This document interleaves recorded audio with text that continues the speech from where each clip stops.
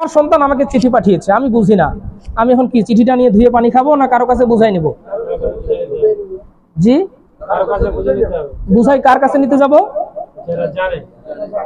যারা জানে তার কাছে যাব নাকি?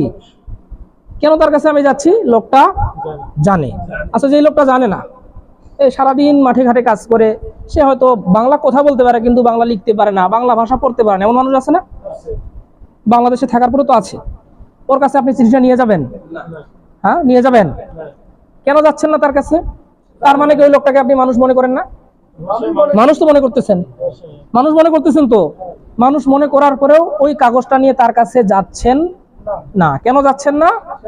সেই বিষয়টা জানেন। আমার মোটরসাইকেলের সমস্যা হয়েছে, আমার মোটরসাইকেলের যেহেতু সমস্যা হয়েছে, মোটরসাইকেল আমাকে মেকারের কাছে নিয়ে যাইতে হবে কি হবে না? আর আমি মোটরসাইকেলের যেহেতু সমস্যা হয়েছে, আমি মেকারের কাছে না গিয়ে আমি রানা ভাইয়ের দোকানে গিয়েছি। ওই যে পাশে রানা ভাইয়ের দোকান, ওখানে কসমেটিক্সের যে দোকান, আমি ওখানে গিয়ে বলতেছি, ভাই আমার মোটরসাইকেলটা ঠিক করে দেন। আমার কাজটা কি বুদ্ধিমানের কাজ হবে না একবার বোকা মানুষের কাজ হবে? কারণ রানা ভাই নিজেও হাসবে, এই হুজুরের মাথার সমস্যা হয়ে গেছে, মোটরসাইকেলের সমস্যা হয়েছে, উনি মেকারের কাছে যাবেন, উনি এখানে আসছে কেন? কথা ঠিক আছে? এবার আসেন, আপনার সন্তান আপনাকে একটা চিঠি দিল, সেই চিঠিটা বোঝার জন্য আপনি ব্যাকুল হয়ে গেছেন। মহান আল্লাহ রব্বুল আলামিন, আল্লাহ জাল্লা শানুহু আপনাকে আমাকে ভালোবেসে একটি পথ নির্দেশিকা হিসাবে গাইড বুক কুরআনুল কারীম আপনাকে দিয়েছেন, যে এটাকে ফলো করে চলতে হবে, এটাকে মান্য করতে হবে। এটা কে দিয়েছেন? আল্লাহ। কে দিয়েছেন? আল্লাহ। এটা বুঝার জন্য কোনোদিন ব্যাকুল হয়েছিলেন? না। আল্লাহ কি বললো, কার কাছে গেলে বোঝা যাবে? আমরা এখন অনেকে ভাবে হুজুর মোবাইলে যা পাই তাই দেখবো, মোবাইলে ইউটিউবে বক্তা ওয়াজ করছে ওখান থেকে ইসলাম শিখবো, আর আমার বাড়ির আশেপাশের কোনো হুজুরের কাছে যাওয়ার দরকার নাই। অনেকে এরকম হয়তো ভাবি যারা অনেক কিছুই বুঝে ফেলছি এখন। আর বেশি বুঝলেও কিন্তু সমস্যা হয়, এটাও জানেন। যে কোনো জিনিসের ক্ষেত্রে বেশি বুঝলেও কিন্তু সমস্যা আছে, বুঝেন তো এই বিষয়টা? হ্যাঁ, বেশি বুঝলেও সমস্যা আছে।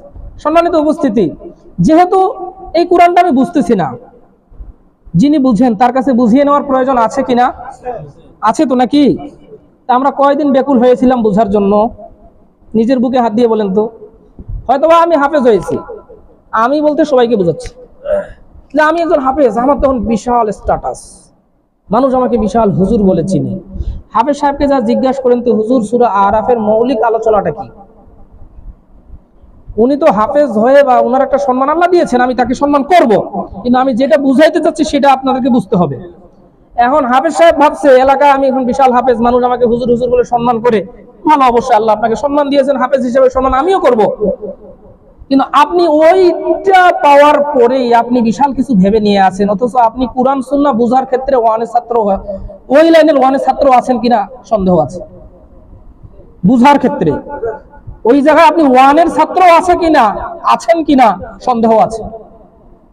কিন্তু আপনি তো নিজেকে ভেবে বসেছেন ওই এলাকায় কোন হুজুর ওয়াজ করতে আসছে, উনি আমিও হুজুর, উনি কি বলছেন না ওইটা ঠিক না, এটাই। অথচ সে কিন্তু এক লাইনের ব্যাকরণগত যদি তাকে প্রশ্ন করা হয়, সে ব্যাকরণের বোটাও হয়তো বুঝবে না। হয়তোবা অন্য হুজুর বাংলায় তাফসির পড়ছে, ওই বাংলা তাফসির পড়ে পড়ে সে বুঝাচ্ছে, সে আরবির জ্ঞানটা কিন্তু তার মাথায় নেই। ওয়ালা তাকুলান্না লিশাইইন ইন্নী ফাইলুন যালিকা গাদা, এটা যদি তাকে বলা হয় লা তাকুলান্না মানে কি, লিশাইইন মানে কি, সে কিন্তু কিছু বুঝতেছে না। সে জাস্ট বাংলা তরজমা পেয়ে গেছে, তাফসিরে মারিফুল কোরআন বা তাফসির ইবনে কাসিরের বাংলা বের হয়ে গেছে, সে সেটা পেয়ে গেছে, বাস সে সেটা দেখে আয়াতের ভিতরে এটা বলেছে এটা বলেছে। কিন্তু যেহেতু সে মৌলিক ইবারতটা বুঝতেছে না, মূল কথাটা বুঝতেছে না, তার ওই বাংলায় যে সে বুঝেই মানুষের সামনে বড় আলেমের সঙ্গে তর্ক করতেছে বা বড় আলেমের ভুল ধরে সে যে বার্গেটিং করতেছে সমাজে, এই লোকটার সমস্যা আছে কিনা? আছে কিনা? আমাদের সমাজে বড় একটি সমস্যা দাঁড়িয়ে গেছে এটাও।